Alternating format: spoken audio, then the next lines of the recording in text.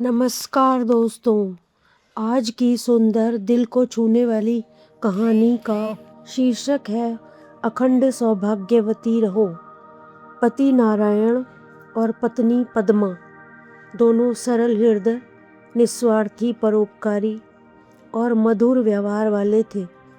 उनका इकलौता पुत्र राघव बिल्कुल उन्हीं पर गया था। नारायण और पद्मा दोनों को जब भी मौका मिलता दूसरों की मदद करते।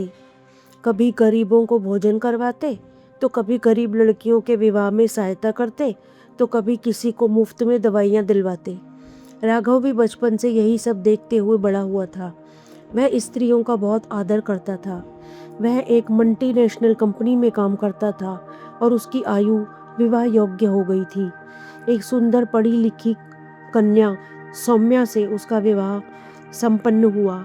सौम्या अपने नाम के अनुरूप सौम्य थी। उसने आते ही अपने मधुर व्यवहार से सास ससुर का दिल जीत लिया था। प्रतिदिन वह जब सुबह उठकर अपने सास ससुर के चरण स्पर्श करती तो दोनों के मुख से आशीर्वाद निकलता, अखंड सौभाग्यवती रहो।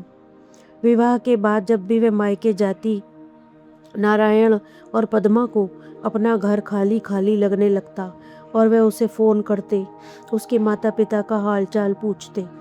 सौम्या ज़्यादा दिन तक मायके में नहीं रहती थी, जल्दी लौट आती थी। राघव उसे बहुत चाहता था।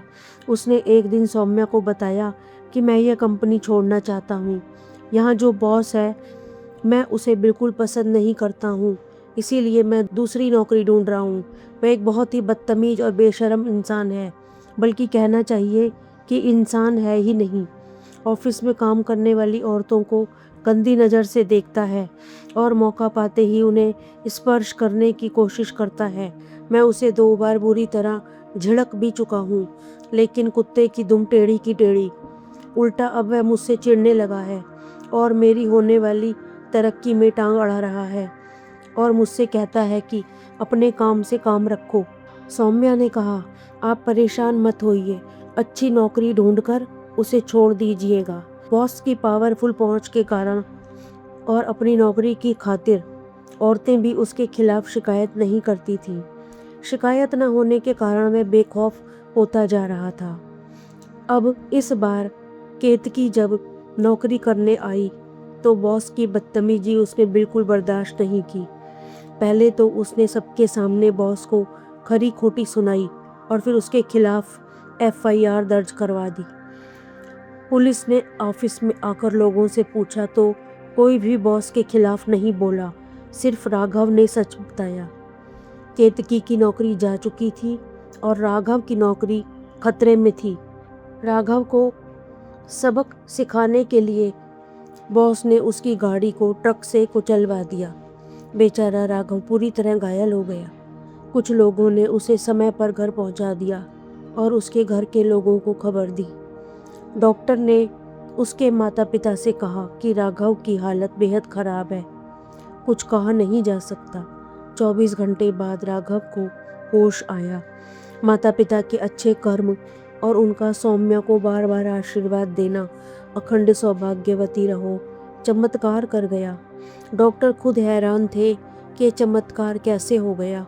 इतने खतरनाक हादसे के बाद राघव बच गया था। पुलिस ने सड़क पर लगे CCTV की मदद से ट्रक ड्राइवर को ढूंढ निकाला और उसे डंडे मार मार कर सच उगलवाया। उसके बयान में बॉस का नाम आते ही राघव सब कुछ समझ गया। उसके माता पिता ने और केतकी ने मिलकर राघव की हत्या और यौन उत्पीड़न का केस उसके ऊपर कर दिया। 4 साल तक केस चला और अंत में सत्य की जीत हुई। केतकी को बिना कारण नौकरी से निकाले जाने का मुआवजा मिला। राघव के बॉस को उम्र कैद हुई।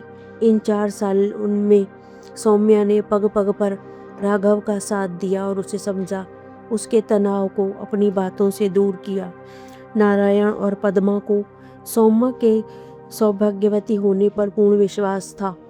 उन्हें लगता था कि उसके सौभाग्य के कारण ही राघव को दोबारा जीवन मिला है। वह उसे हर पल आशीर्वाद देते थे, अखंड सौभाग्यवती रहो। दोस्तों नमस्कार। और कहानी सुनने के लिए धन्यवाद। कमेंट करके ज़रूर बताएं कि कहानी कैसी लगी।